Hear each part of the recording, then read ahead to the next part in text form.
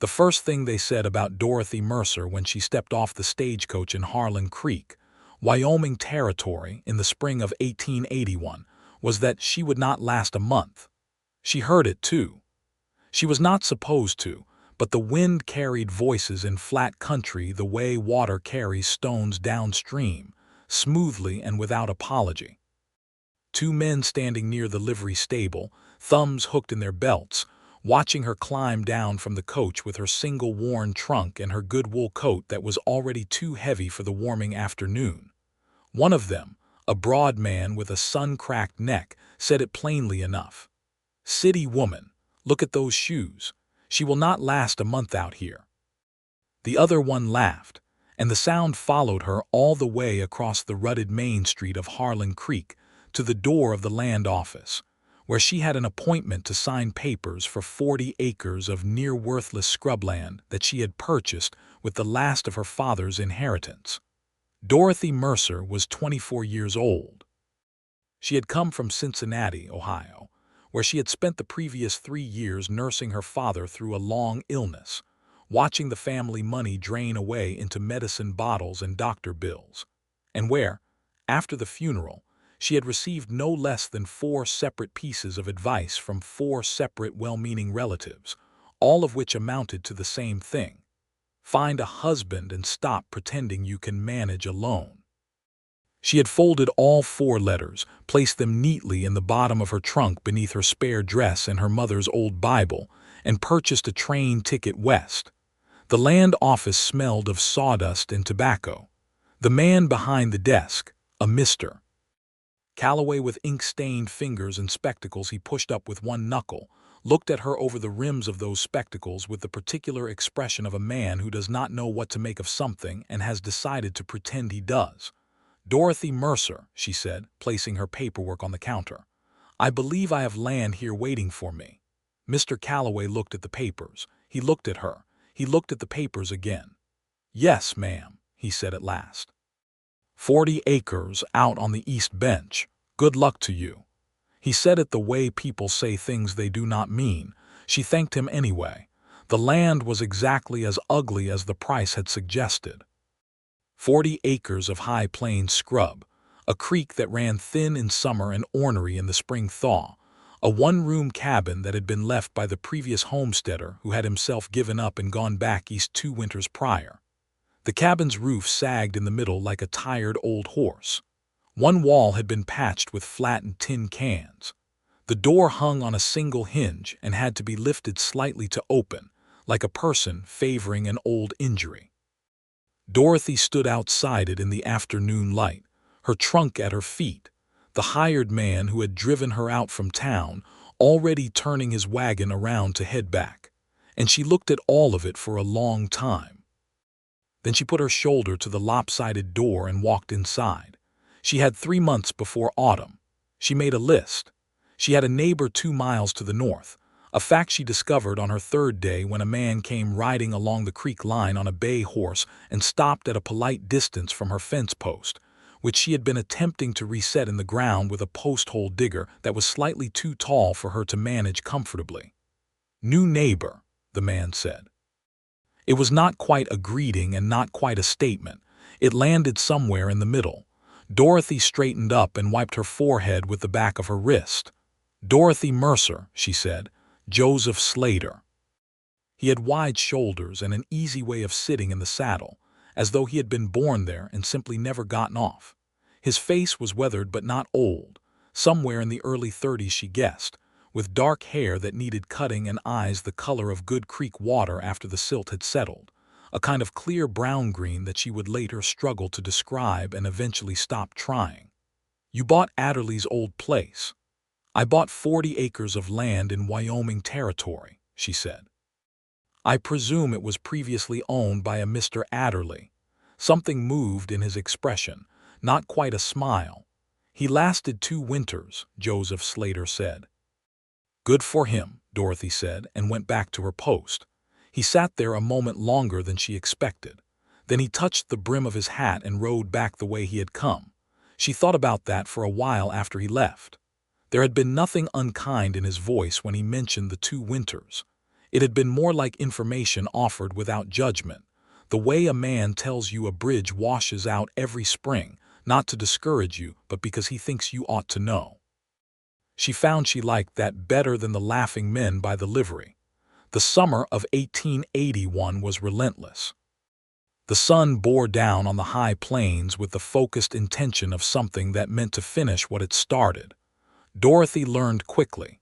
She learned that the roof needed more than patching. It needed rebuilding, and she could not afford to hire it done. She learned that the second hinge for the door could be fashioned from a piece of old harness leather if you had the patience to work the leather properly, and that she did. She learned that the creek, despite being skinny, was consistent, and that consistency was worth more out here than abundance, because abundance could not be trusted. She planted a kitchen garden with seeds she had carried from Cincinnati in a cloth bag sewn by her mother years ago. Turnips, onions, beans, 3 hills of squash that the rabbits found before she did.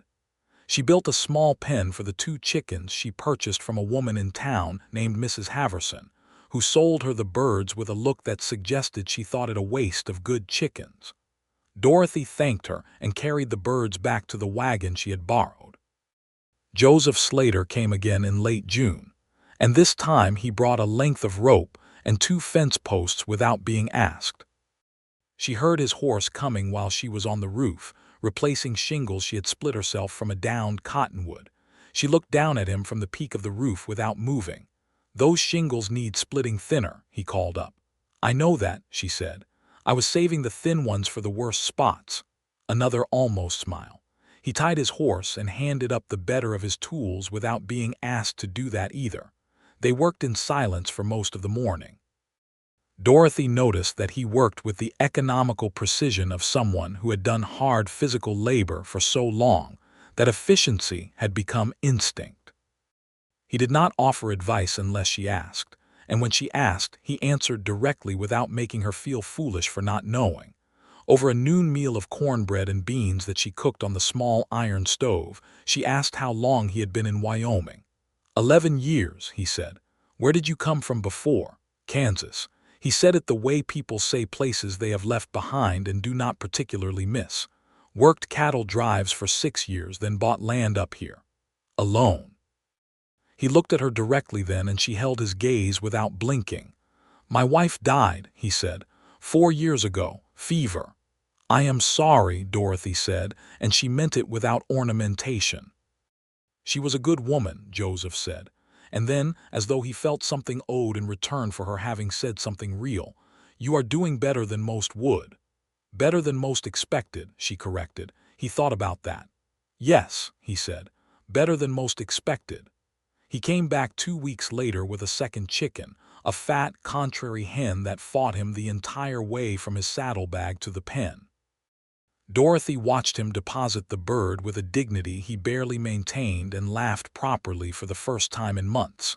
He looked startled by the laugh.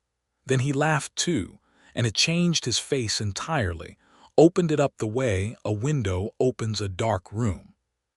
By August she had the roof solid, the fence line respectably straight, and enough preserves put up to see her through what she hoped would be a mild winter. The townspeople in Harlan Creek had adjusted their predictions. The month had passed. The broader consensus had shifted to, she would not last the first hard winter. She heard this version from Mrs. Haverson herself, who was not malicious, only extremely frank in the manner of women who have seen many things come and go on the frontier, and have decided that honesty is more charitable than false hope. "They are saying you will not last the winter, Mrs. Haverson told her one afternoon in the general store while Dorothy was tallying what she could spend. "Not a reflection on you personally, you understand. It is just that winter on the bench is hard, very hard." "I appreciate the information," Dorothy said, and continued her tallying. The first hard winter arrived in November of 1881 and settled in like a creditor who intended to be paid in full. The temperature dropped to 30 below for 11 days straight in January. The creek froze solid from bank to bank. The chickens, whom she had moved inside the cabin by then, seemed personally offended by the cold and communicated this opinion at length and at volume. The snow came horizontally on some days, which she had not known was a possible direction for snow to travel before she came to Wyoming, and she learned to navigate the 40 feet between the cabin and the small barn she had built for her 2 mules by feel and rope, when the visibility dropped to nothing. She nearly lost 3 fingers to frostbite in January when a rope she was following in a whiteout got twisted, and she went in the wrong direction for 60 terrifying feet before she hit the fence line and was able to reorient herself. She stood against the fence in the screaming wind and said words that her father had never known she knew, and then she followed the fence back to the cabin and put her hands in lukewarm water until the feeling came back, which hurt more than losing the feeling had. She kept all 3 fingers. Joseph Slater came through on horseback, which required something approaching courage in that weather, on the 4th day of the deep freeze to check on her. He looked relieved when she opened the door, a relief he covered quickly but not quite quickly enough. "Roof holding?" he asked. "Roof is fine," she said. "Come inside before you freeze on my doorstep." Over coffee, which she had rationed to 1 cup per day and chose to allocate both cups to this occasion, she told him about the rope incident. She described it plainly, the way she had learned to describe things on the frontier, with precision and without drama, because drama on the frontier was exhausted on the actual events and needed none added from narration. His hands tightened around the coffee cup. "You need a second line," he said. "Parallel rope lower down. If the top one gets buried, you go to the second one." "I know that now," she said. "I should have told you in the fall. You could not have known I would need it." "Out here," he said, "you always assume someone will need it." He stayed longer than the coffee required. They talked about practical things, fencing costs, whether the creek's ice was thick enough to cut in the deep freeze, whether she had considered adding another room onto the cabin before the next winter. But practical conversations on cold days in small cabins have a way of becoming something more than practical after a while, and the afternoon had turned to early dark when Dorothy lit the lamp and Joseph finally rose to go. He stood at the door with his coat on and looked at her in the lamplight for a moment.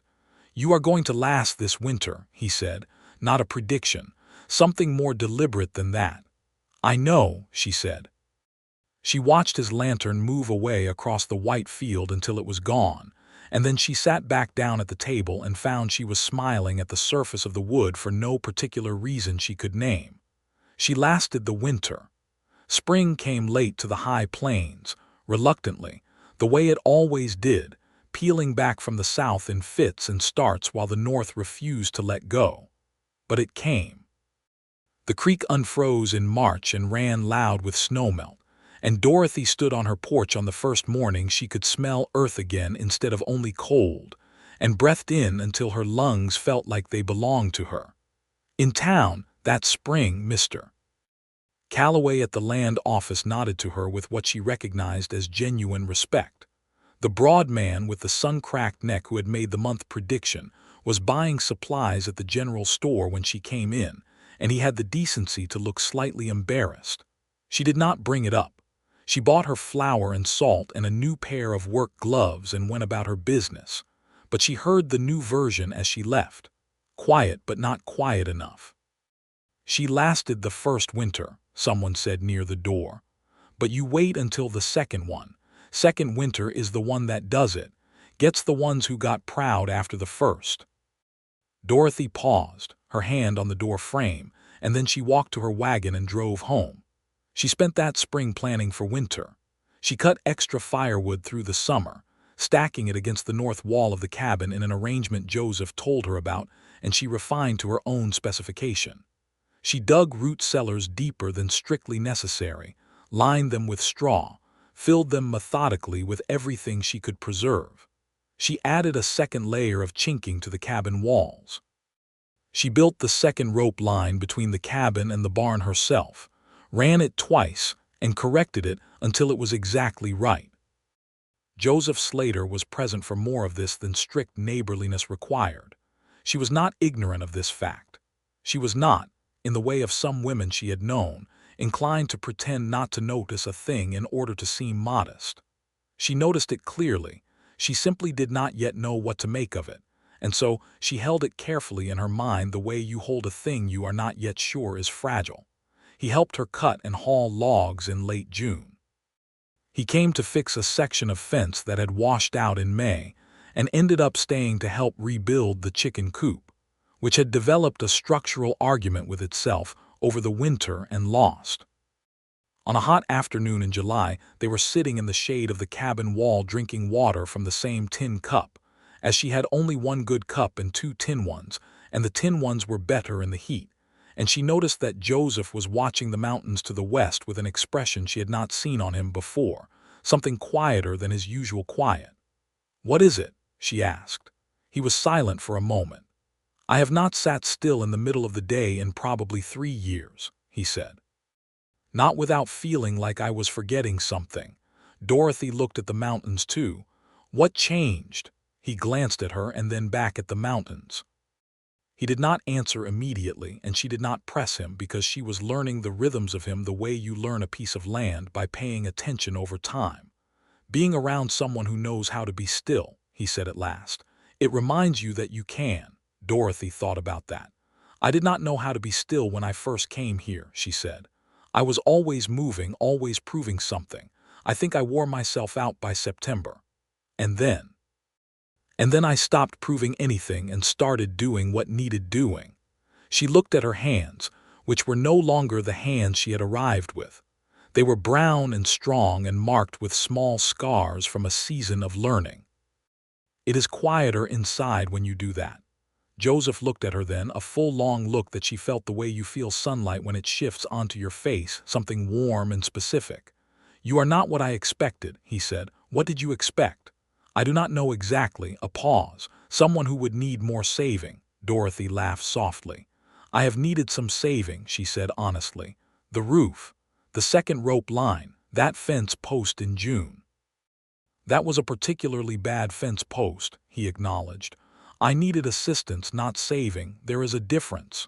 He was quiet again, and this time the quiet had a texture to it, full rather than empty. "Yes," he said, "there is." They sat there until the shade moved and the afternoon resumed, and nothing more was said about it. But something had shifted between them as perceptibly as the position of the sun, and they both felt it without naming it, because naming it would have required a conversation they were not yet ready to have.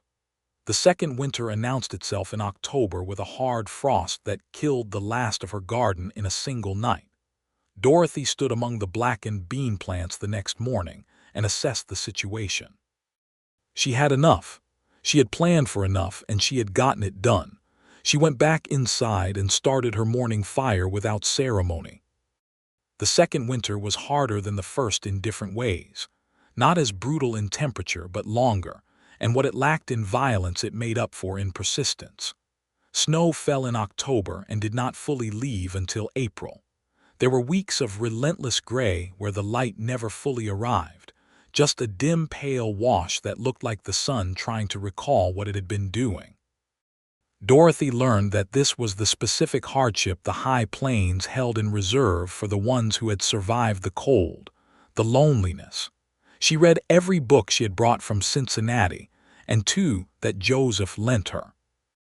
She wrote long letters to a cousin in Ohio that she would not be able to send until the roads thawed. She took up repairing the small household objects that had been on her list all summer, and that summer had been too busy for: mending chair rungs, resolving the stove's finicky draft problem, recaning the seat of the one good chair with strips of rawhide she had saved for exactly this purpose. Joseph came through twice a month when the weather permitted. On a January afternoon when the sky had been gray for 19 consecutive days, he arrived with a small package wrapped in brown paper. "What is this?" Dorothy asked. "Open it." It was a book she had mentioned once in passing in August. A collection of natural history essays she had read as a girl and spoken of for less than a minute in the context of a conversation about creek species. She looked at it and felt something tighten in her chest that had nothing to do with the cold. "Where did you find this?" she said. Wrote to a bookseller in Cheyenne in September.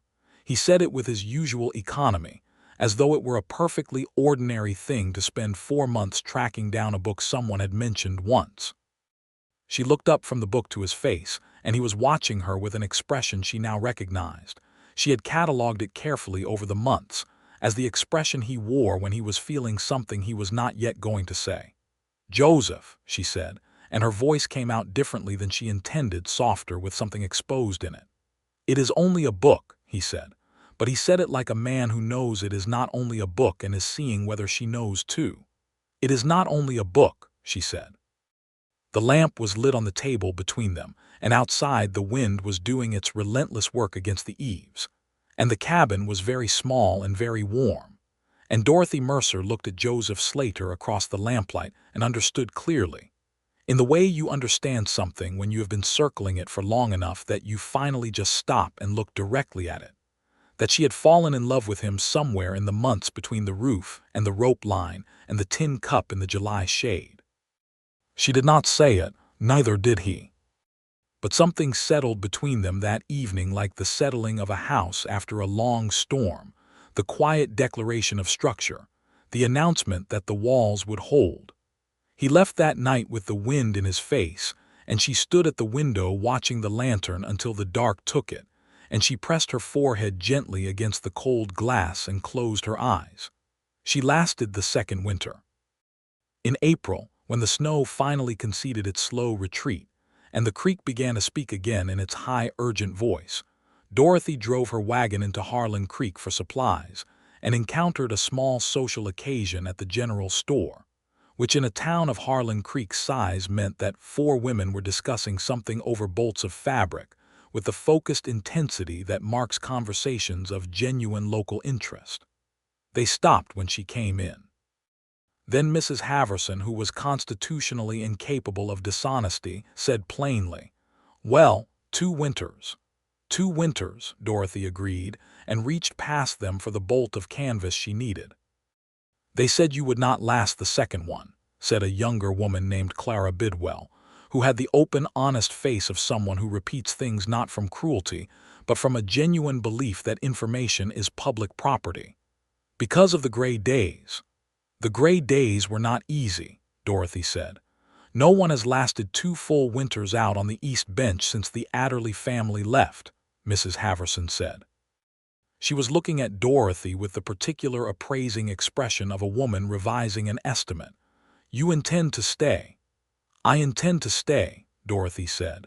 Mrs. Haverson nodded once slowly, the way people nod when they have concluded something. "Then I suppose I had better stop worrying about the chickens," she said, and went back to her fabric. Dorothy paid for her canvas and drove home with the window of the wagon open so the April air could come in, and she thought about what she had, which was more than she had arrived with in every way that mattered. She thought about Joseph.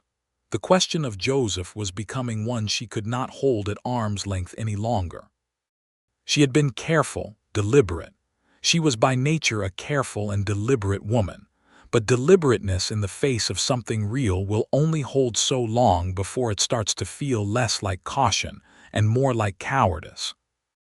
She had the clear and certain knowledge that she loved him.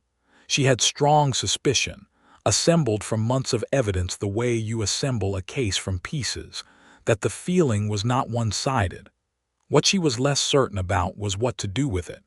She was not a woman who believed that love, to be proper, had to wait for a man to declare it. She was also not a woman who would press for something from a man still carrying grief, because she had enough respect for grief to know that it kept its own calendar and did not appreciate being rushed. Joseph's wife had been gone 4 years. 4 years was a long time. It was also, she understood, not always long enough. She decided, in the practical way she decided most things, to simply pay attention. In May, she was mending fence along the south line when Joseph rode up and dismounted and began helping without preamble, which was entirely normal. But today there was something different in the way he held himself. A contained tension, the way a bow looks when it has been drawn. They worked for an hour before he said anything beyond the functional language of the task. "There is a dance at the Bidwell Ranch on Saturday," he said. Dorothy looked up. "I heard about it. I thought you might go. Were you planning to go?" He focused on the fence post he was tamping. "I have not gone to a dance in some time." "Since your wife," she said, gently but plainly. "Since my wife," he confirmed. Dorothy straightened and looked at the mountains and then at him. "It might be time," she said, "not a push, only an offering." Joseph looked at her. He had a way of looking at her sometimes that felt very much like saying something without words, a full and serious attention that she had come to understand as his particular form of honesty. "I thought," he said carefully, "that if I was going to go, I would rather go with someone." The wind moved through the new grass around them. A hawk turned high overhead in a spiral of nothing but ease. "I would like that," Dorothy said. The dance at the Bidwell Ranch was a proper frontier event. Fiddles and a squeeze box and a long table of food brought by every family in the valley, and lanterns strung from the porch posts that made everything look like a painting of itself. Dorothy wore her good dress, which was not fancy but was clean and well-fitted, and Joseph arrived at her door on Saturday evening in a dark coat that fit him as though it might have been made for someone else once but had since been persuaded otherwise, and he had found time to have his hair cut. He looked at her in the doorway with that expression she knew. "You look very fine," he said, and he said it with a straightforwardness that made it more affecting than any complicated compliment. "So do you," she said. "The haircut was a good decision." He laughed, and she filed away the particular shape of that laugh the way she filed away everything important. They drove together in her wagon because his horse was useful but not appropriate for the occasion. The drive was 4 miles and the evening was warm for May, and the sky was doing what Wyoming skies do on good evenings, arranging themselves into something enormous and luminous that makes a person feel very small and very glad to be alive. She was intensely aware of him beside her on the wagon seat. The proximity of him, his shoulder occasionally near hers when the road tilted, the smell of his coat in the warm air, cedar and something that was simply himself. "I am glad you came out here," he said. She looked at him. "Out here to Wyoming or out here tonight?" "Both," he said. He paused. "Mostly Wyoming." She smiled at the road ahead of them. "So am I," she said. "I was not sure I was for a while, that first winter, but I am." "What decided it for you?" She thought about it honestly. "The creek," she said. "Hearing the creek come back in March after the freeze. I realized nothing I had left in Cincinnati made me feel that way, like something returning." Joseph was quiet. "My wife used to say that Wyoming was the only place she had ever been where she felt the size of the world," he said. "She meant it as a good thing, even though it sounds frightening." Dorothy nodded slowly. "It does sound frightening. It is also true." "She would have liked you," he said. He said it simply, as though he had been thinking it for a while. Dorothy felt the weight of that. It was not a careless thing for a man to say about the woman he had loved. It was a form of introduction, she understood, one that also served as a kind of permission, given quietly and with dignity. "I would have liked her," Dorothy said. They drove in a warm silence after that, and it was the best kind of silence, the kind that does not need filling. The dance was a revelation. Harlan Creek, which she had known primarily as a row of storefronts and a land office, and a place where predictions about her survival had been issued freely, became in the lantern light of a warm May evening a community, complete and vivid, full of people with histories and humor, and a profound collective capacity for dancing that suggested they took this particular function of civilization very seriously. Joseph danced with her. She had not expected this, or rather she had not let herself expect it, but he took her hand and her waist with the straightforward confidence of a man who has decided to do a thing and intends to do it properly, and he was a better dancer than she would have guessed, which she told him so. "Cattle drives," he said. "You learn to dance or you sit with the horses." She laughed with her head back and felt his hand tighten slightly at her waist, and they turned in the lamplight under the Wyoming sky, and Mrs. Haverson watched from the side with an expression that, on her face, constituted a beaming approval, And Clara Bidwell said something to her husband that made him look over and nod in the way husbands do when they are agreeing with something they could have figured out themselves. They danced 3 dances and then stood at the edge of the porch with cups of cold cider and watched the others, and Joseph stood close enough that his arm was against hers, a contact neither of them moved away from. Walking back to the wagon later in the dark outside the reach of the lanterns, Joseph stopped. Dorothy stopped too and looked at him. "I want to say something," he said, "and I want to say it correctly." The night around them was very still.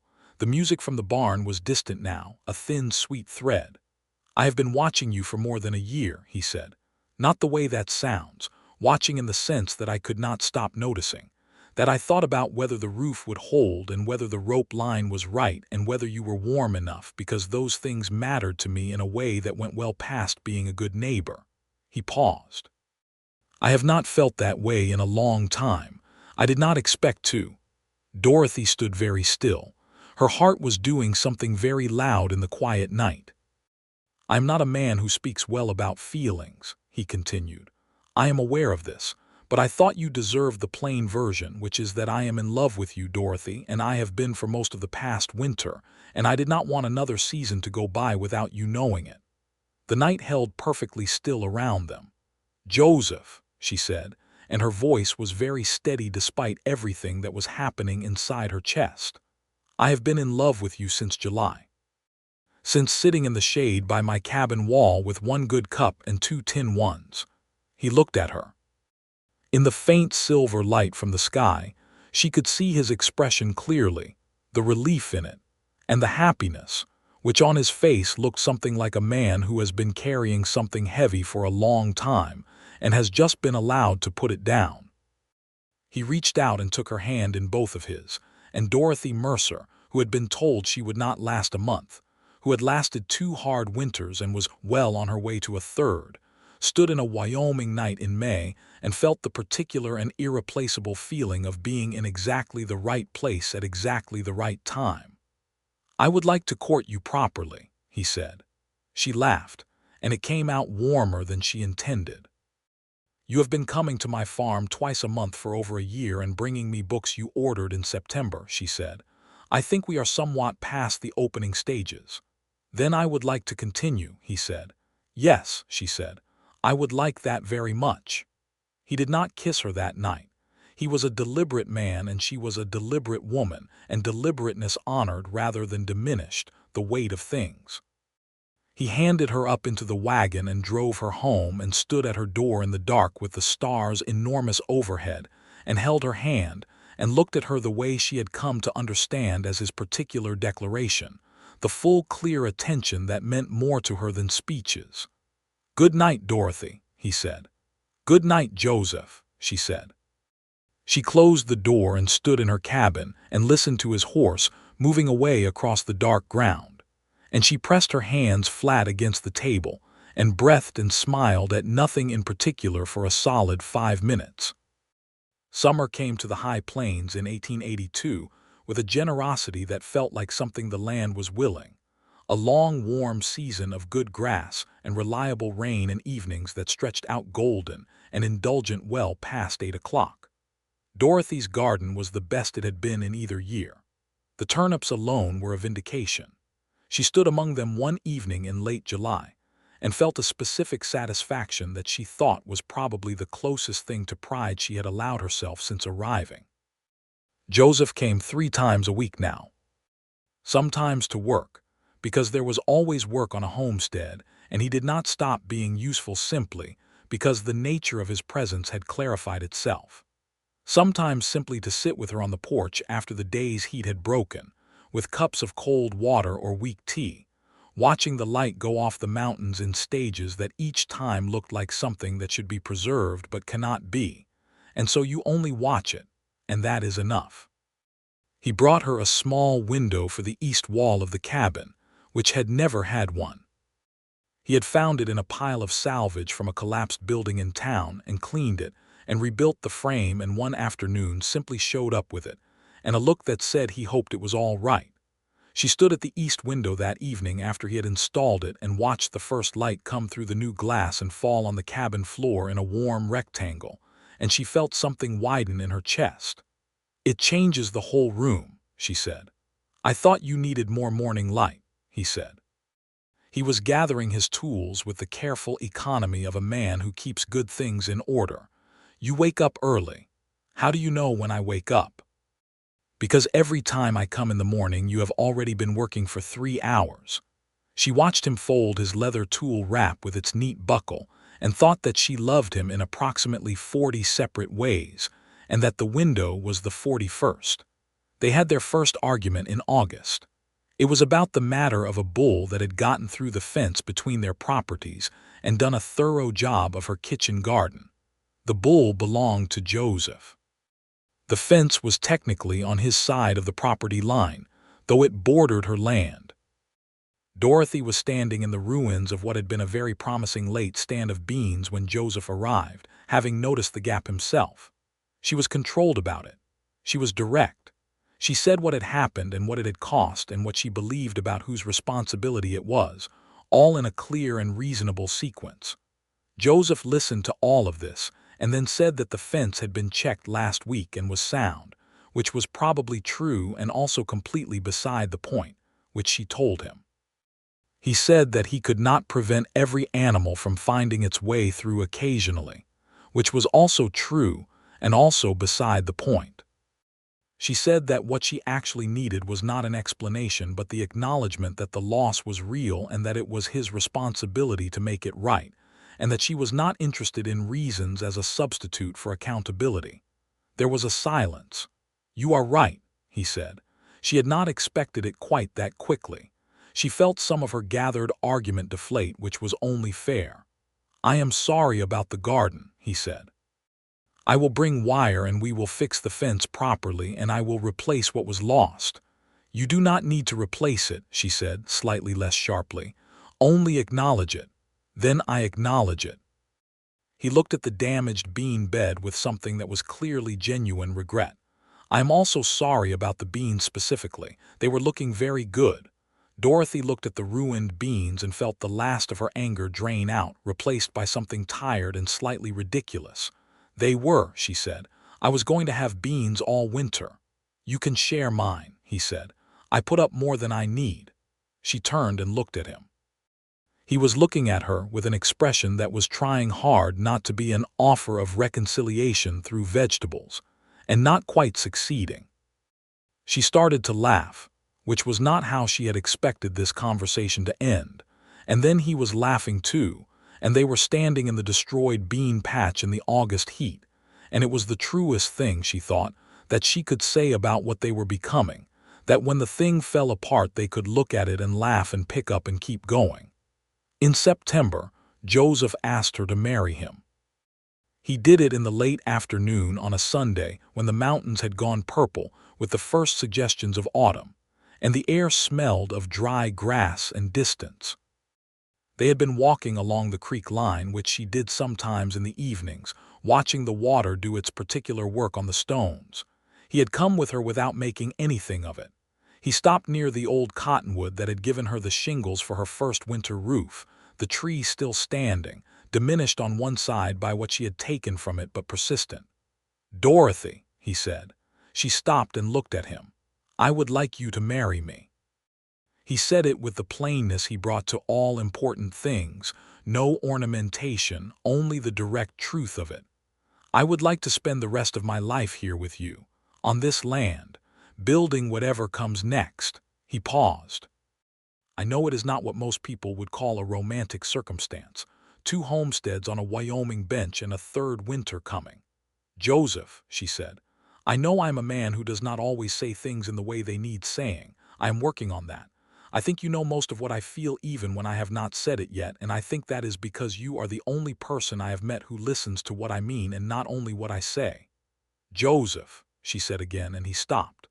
"Yes," he said. "Yes," she said. He looked at her for a moment as though he was checking whether she meant what he thought she meant. "Yes to the question," she clarified, her eyes bright, "not merely to the explanation." He exhaled slowly. Then he took both her hands in his and held them the way you hold something you have been afraid of losing. And she stepped forward and closed the distance between them. And he held her in the late September light beside the mutilated cottonwood tree on the bank of a thin Wyoming creek. And the mountains stood enormous to the west, and the autumn wind moved through the grasses. And she pressed her face against his collar, and breathed in and felt the specific and unrepeatable feeling of having arrived somewhere completely. He kissed her then, with the same deliberate rightness he brought to everything, and she kissed him back without reservation, and the cottonwood stood witness without ceremony, which was the appropriate tone. They were married in November, before the worst of the winter. The ceremony was in the Harlan Creek church, a small board structure that did the best it could with what it had, which in November included a fire in the iron stove and a great deal of goodwill from the 30 or so people who attended. Mrs. Haverson cried, which surprised no one who knew her, and surprised everyone who had assumed she was constitutionally unable to. Clara Bidwell brought a wedding cake that was more ambition than execution, but was received with sincere appreciation. Mr. Calloway from the land office sat in the third row and nodded throughout the ceremony with the grave satisfaction of a man who has been shown that his paperwork eventually produces good outcomes. Dorothy wore her good dress, newly let out at the hem with a band of cream-colored cloth she had ordered from Cheyenne.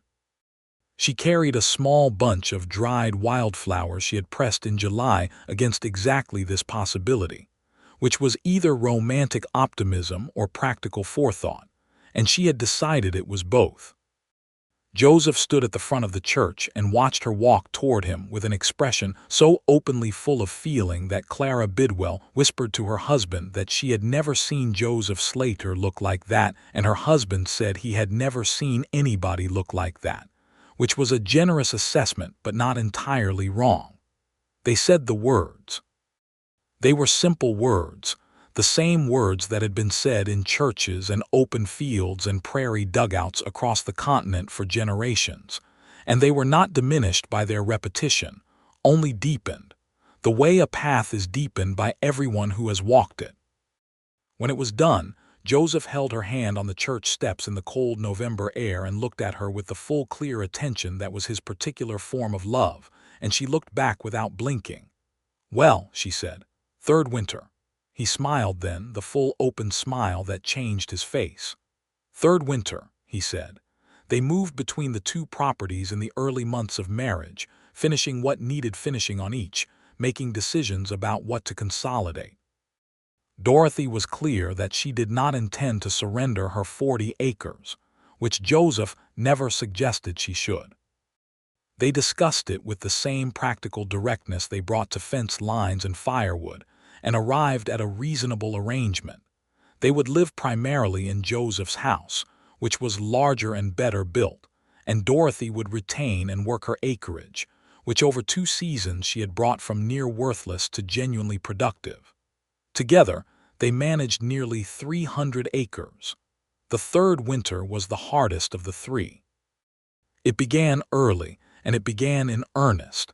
A November blizzard that dropped 2 feet of snow before most of the High Plains Valley had finished putting up their stores. The temperature dropped to 25 below and sat there for the better part of 3 weeks in December and January.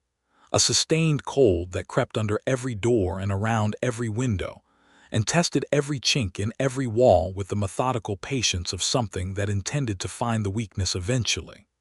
But Dorothy and Joseph had prepared together, and there was a profound difference between preparing alone and preparing with someone who brought equal understanding and equal investment. The woodpile was exceptional. The root cellars were full. The barn was insulated adequately, the livestock going into the season in good condition. They had 2 good rope lines between the house and the barn, both checked in October, both sound. There were still hard days. There were always hard days in a Wyoming winter. A section of roof on the old cabin, Dorothy's 40 acres, collapsed under accumulated snow in January, and they spent 2 days working in brutal cold to salvage what could be salvaged and protect what remained. Dorothy went through that work with the same methodical focus she brought to everything, and Joseph worked beside her with the same. And at night they came inside and sat close together by the fire, tired and cold and completely certain in the way only people who have worked hard together in cold conditions can be certain of each other. One evening in the deep dark of February, when the storm had pinned them inside for 3 consecutive days, and the wind was making sounds against the eaves that described nothing human, Joseph was reading by the fire and Dorothy was mending, and the lamp made a small, warm circle in the large dark, and Dorothy looked at him over her work and thought, This is what I came here for. Not the land, though the land was real and important. Not the proving of anything, though she had proven enough. This, a warm room and a good man and the absolute conviction that this was the right life. She did not say it. She said instead, when he looked up and found her watching him, I am glad we did not wait another summer. He looked at her with full attention. So am I, he said, simply, completely. She set down her mending. It is very cold outside, she said. Very cold, he agreed. I think, she said, with a smile she did not try to diminish, that it is an excellent night to be inside. He set down his book, and she crossed the small room to the fire, and he met her there. And the storm did whatever it needed to do outside, and inside the lamp burned warm and steady, and the Slater Ranch on the Wyoming High Plains bench held itself together through the 3rd hard winter without apology. She lasted the 3rd winter. Spring of 1883 came in mid-April, and Dorothy was pregnant, which she knew before she told anyone, including Joseph, for 3 weeks, during which she turned the fact over in her mind with the careful and private intensity she brought to important things. She told him on an evening in May when the creek was running full and the first green had come into the valley, and the air smelled of something so good it did not have a name, only the fact of it. I am going to have a child, she said. She was standing at the new east window watching the mountains in the last light. Joseph set down the harness he had been oiling and was still for a moment. Then he came to her and she turned from the window and he put his arms around her and held her with a particular careful wholeness, as though she were something he had been afraid of holding too tightly and had finally decided to trust himself. When? He said against her hair. December, I think. She felt him breathe.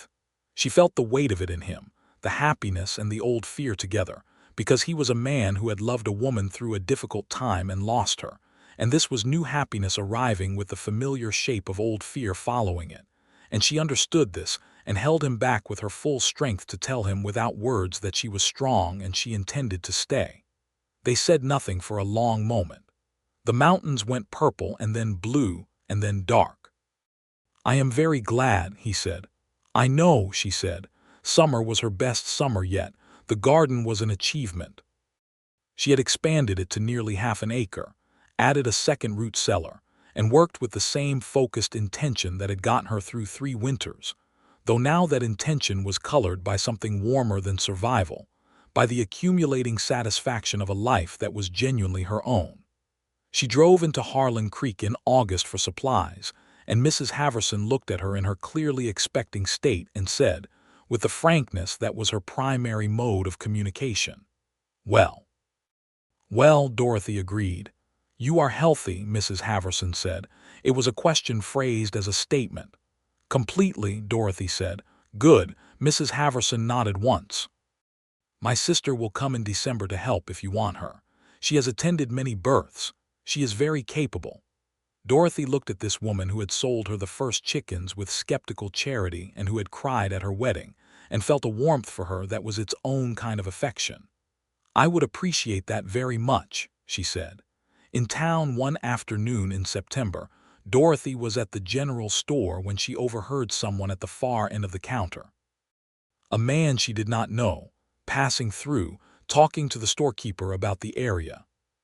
He was asking about the farmsteads on the East Bench, the hard country out there, and the storekeeper was telling him about the Slater Ranch, about Dorothy Slater who had come out from Ohio and homesteaded her own land before anyone thought she could. The passing man said, with the easy confidence of someone who has never tried a thing and does not know what it requires. "A woman, out there alone. I give it a season." Dorothy set her purchases on the counter and looked at the man. She was 26 years old, going on 27. She had 40 productive acres in her own name. She had survived 3 hard winters on the high plains of Wyoming Territory, 2 of them alone.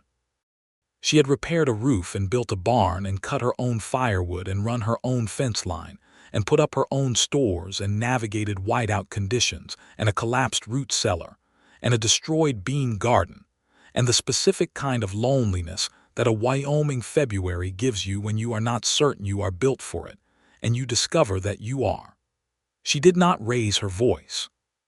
She simply said, in a tone that the storekeeper would later describe as level as a good fence post, "That woman has been out there 3 years, sir, and she would very much like to know if you have anything more useful to say."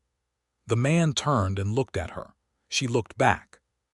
He had the grace to say nothing further.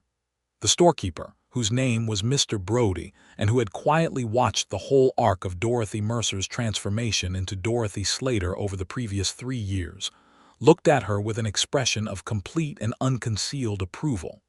He did not say anything either, but he gave her an extra half-pound of flour with her purchase without remark, and she accepted it without remark, and they understood each other perfectly. She drove home through the September afternoon, which was long and golden and smelled of cut grass and cold coming, the very specific smell of Wyoming autumn that she had learned to read the way she had learned to read everything out here, with the part of herself that paid attention. Joseph was in the yard when she pulled up, working on the wagon axle, and he looked up at her with the familiar full clear attention. "Good trip," he said. "Productive," she said. She climbed down with the careful movement that her condition now required. "Someone told me they expected a woman on the East Bench to last 1 season. Joseph was still for a moment. "What did you do?" "I explained the inaccuracy of that estimate," she said.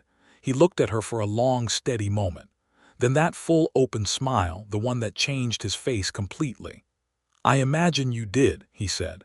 She smiled back and brought in her flour. Their son was born on the 14th of December, 1883, in a snowstorm that was considerable but not, by Wyoming standards, remarkable. Mrs. Haverson's sister, a compact, efficient woman named Agnes who moved with the brisk economy of someone who had attended many births and considered them a serious undertaking requiring competence rather than anxiety, was present throughout and managed everything with a capable authority that Dorothy appreciated enormously. Joseph was in the outer room, which was not far enough in a house of that size, and she heard him cross the floor and recross it approximately 40 times in the course of the evening, which she found more comforting than she would have expected. The child arrived at 11:30 at night, healthy and vocal, with a quantity of dark hair that suggested he intended to take after his father, and a set of opinions about the situation that he was communicating at full volume.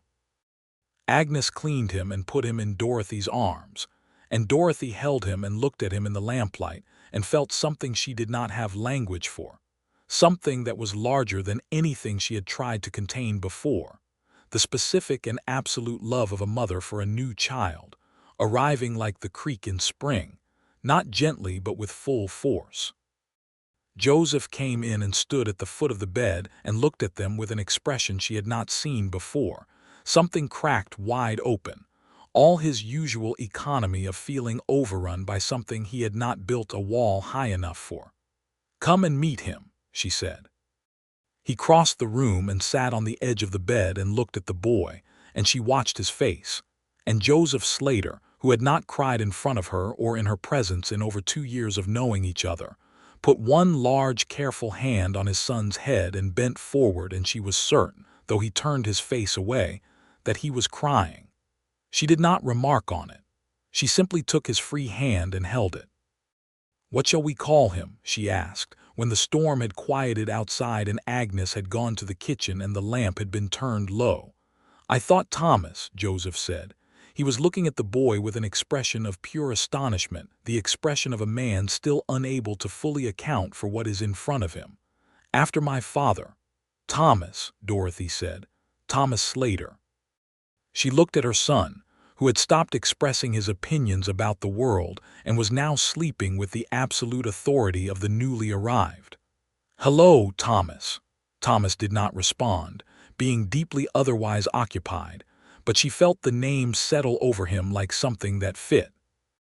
They named him Thomas William Slater, the William for Dorothy's father, and by Christmas, he was already demonstrating a strong personal preference for being held and a complete disregard for the concept of night as a time for sleeping, both of which his parents managed with the same practical good humor they had brought to all the hard problems of their shared life. The winter of Thomas's first year was not as brutal as the third. The cold came and did its work, and departed without the sustained cruelty of the year before.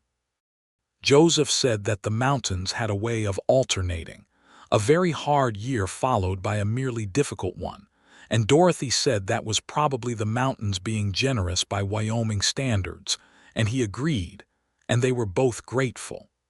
The fourth winter Dorothy was not labeled anything by anyone. The commentary in Harlan Creek on the subject of Dorothy Slater and what she was, and was not capable of had been, over the course of 3 years and a marriage and a new child, and approximately 150 productive acres, quietly retired. No one in Harlan Creek said Dorothy Slater was unfit for the frontier. The man by the livery who had made the first prediction had moved on to Montana Territory. Mr. Calloway at the land office greeted her by name with genuine warmth. Mrs. Haverson had, over the past year, shifted from being a woman who sold Dorothy chickens with skeptical charity to being something close to a regular friend, the kind of woman who brought venison stew when a person had a new baby, and asked hard, direct questions about how a person was actually doing, which Dorothy respected greatly. Clara Bidwell brought her a length of good wool cloth in the spring, on the occasion of Thomas turning 4 months old, and sat with Dorothy on the porch on a mild April afternoon and said, with the open, honest face that Dorothy had come to like, "I think when you first came, I thought you would not last either. I am glad I was wrong." "So am I," Dorothy said, watching Thomas exercise his strong opinions about the spring air from his blanket on the boards.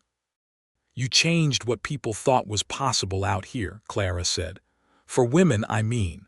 A woman alone and then a woman making a ranch work on her own terms. That means something." Dorothy thought about this. "I did not come here to change what people thought," she said honestly. "I came because I had $40 and a land deed and nothing better to work with." "That may be," Clara said, "but it changed things anyway." Dorothy looked out at the land, the creek catching the April light, the mountains enormous and permanent to the west, the grass coming in green along the bench. Her land, her life. Built from the ground up with her own hands and the hands of the man she loved, who was out on the north fence right now, working in the good spring weather, and would come in for dinner with dirt on his boots, and that look he had when he had done a thing right and was satisfied with it. "It is good land," she said, "if you are willing to learn it." Thomas agreed loudly, and she picked him up and he settled immediately, because Thomas Slater was already, at 4 months, a person of strong and specific preferences, and one of them was being held by his mother.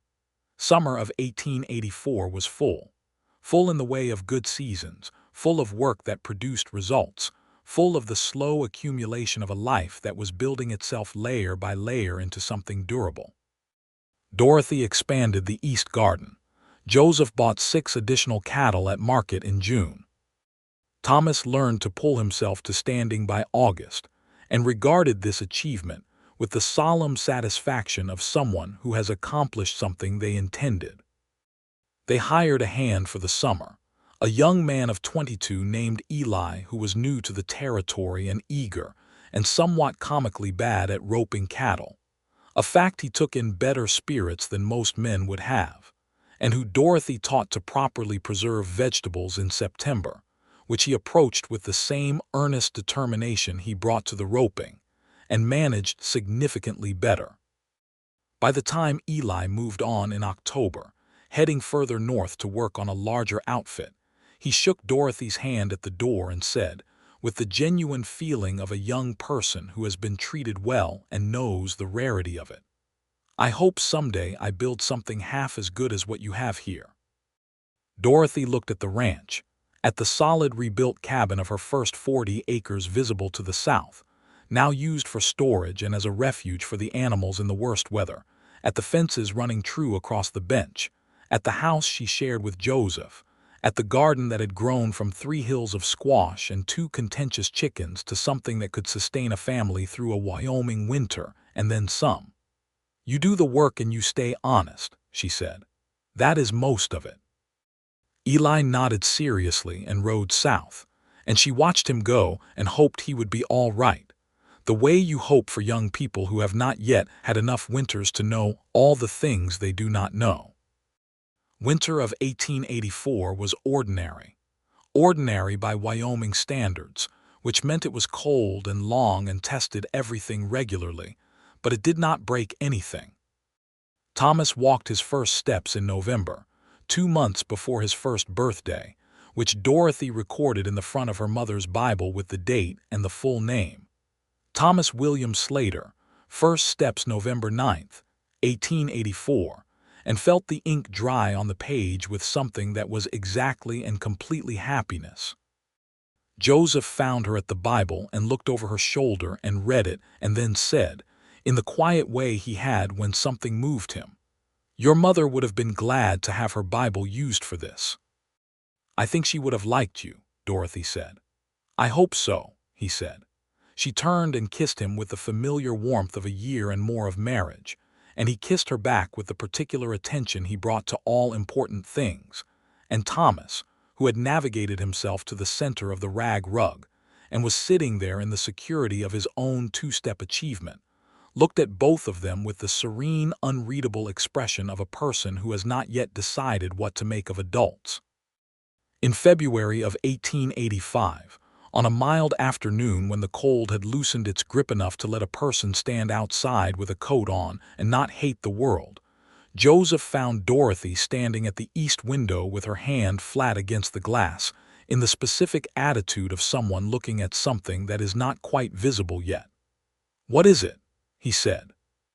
She turned and she was smiling the particular quiet smile that he had learned over 3.5 years of knowing her, the smile she wore when she was holding something new. "We are going to need to put in another garden bed," she said. He looked at her. "Thomas will want a sibling," she said. He crossed the room in 3 steps and took her face in his hands with a gentleness that was always available under the practical economy of him, and looked at her as though she were the east window, the new light, something that changed the whole room. "Are you well?" he said first. "Completely well," she said. "Absolutely fine. I intend to work the spring garden exactly as planned." "I know you do," he said. And then, because he was learning, year by year, the particular practice of saying the thing rather than only meaning it, "I love you very much." Dorothy covered his hands with hers. "I know," she said, and her voice was full of everything. The first month and the first winter and the dance in May and the cottonwood tree and the lamplight and the bean garden and the rope lines and all 3 hard winters, and the morning the creek had come back and he had brought her a book in January, and she had stood at the new east window in the November light and walked down a church aisle with dried wildflowers and felt the word yes form in her mouth like something born there. "I love you too," she said. "Extraordinarily much."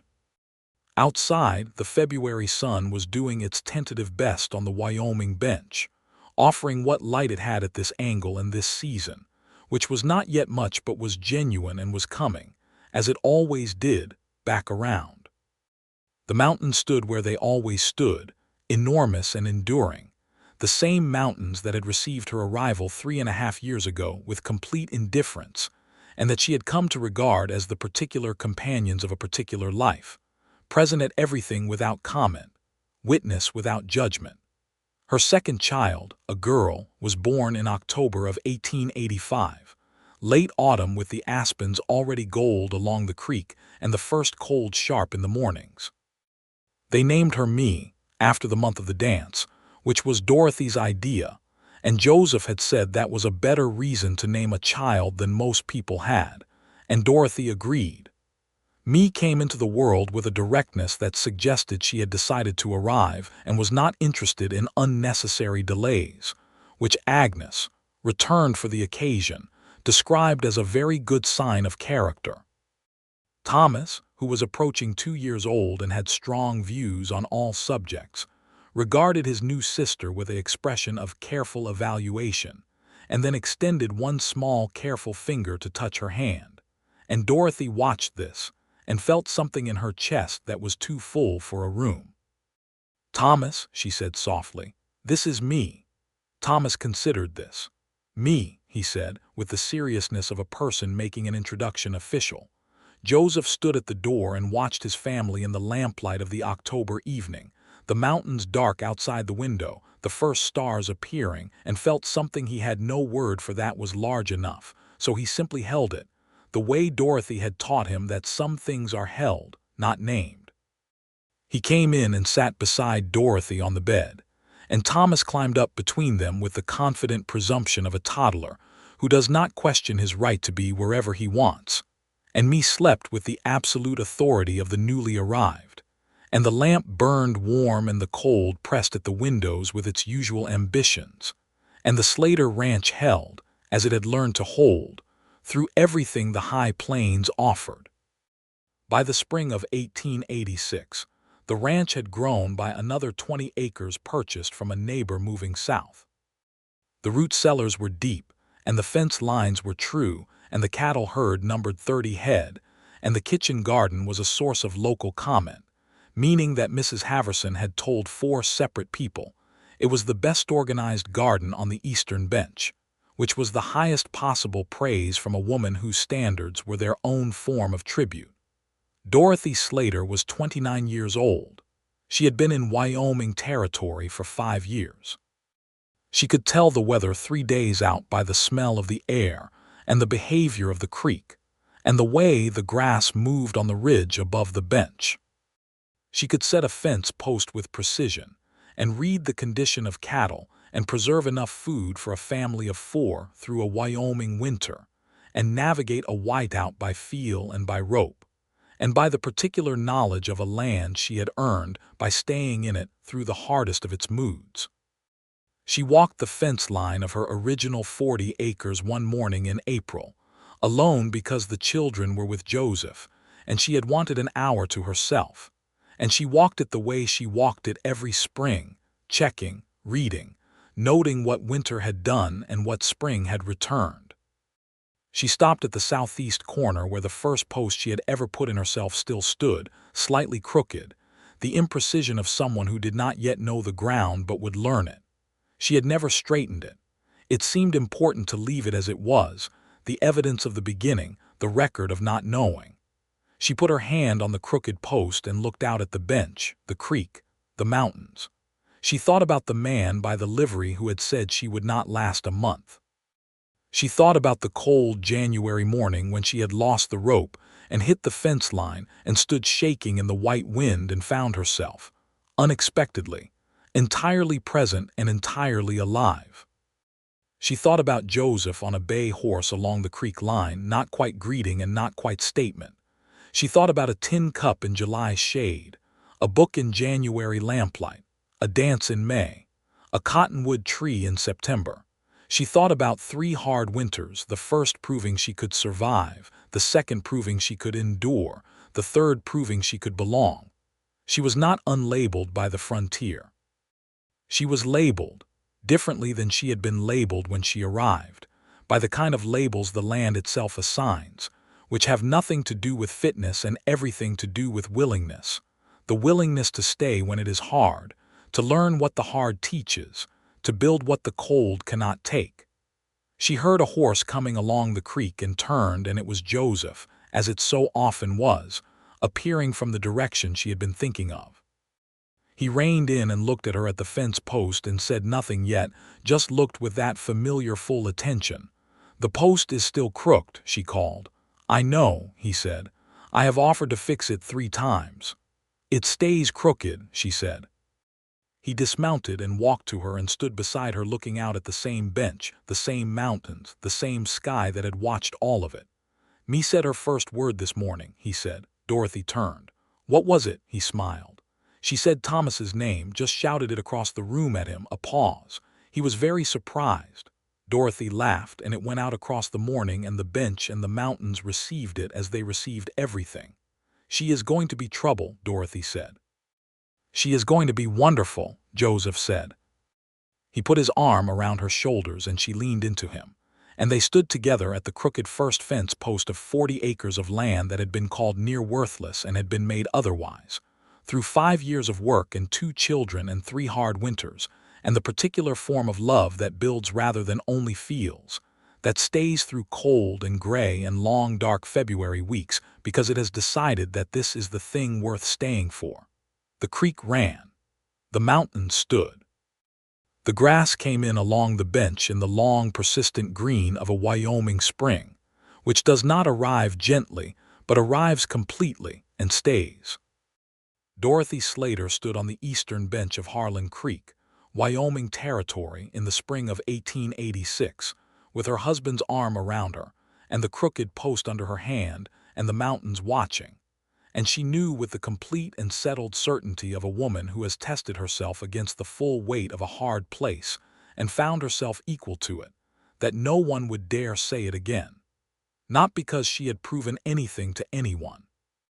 Because she had proven it to herself, and that was the only proof that had ever counted, and it was the proof that would last, long past the winter and the next winter and every winter after, warm and permanent and exactly enough, like a lamp in a small cabin on a hard plain, burning clear and steady through the dark. Thomas came riding out on the small spotted pony Joseph had gotten him in March, arriving at speed and reining up with the exuberance of a 2-year-old on a horse, which was entirely too much exuberance and entirely too little rein management. And Dorothy moved automatically to steady the pony, while Thomas announced at full volume that me had pulled the cat's tail, and the cat had opinions about this. Joseph turned from the mountains to the mayhem of his family with the full open expression that was still, all these years on, the expression of a man astonished and grateful for everything in front of him. Dorothy looked at her son on his pony and her husband by her side, and thought of her daughter at home with Agnes, and thought of the crooked post, and the creek, and the 3 winters that had made her who she was. She would plant the east garden this week. She had plans for the new fence on the South 40. In the fall she would put up twice what she had put up the winter before, because you plan not for what was expected but for what the country could provide, and this country, she had learned, would provide everything if you stayed for it.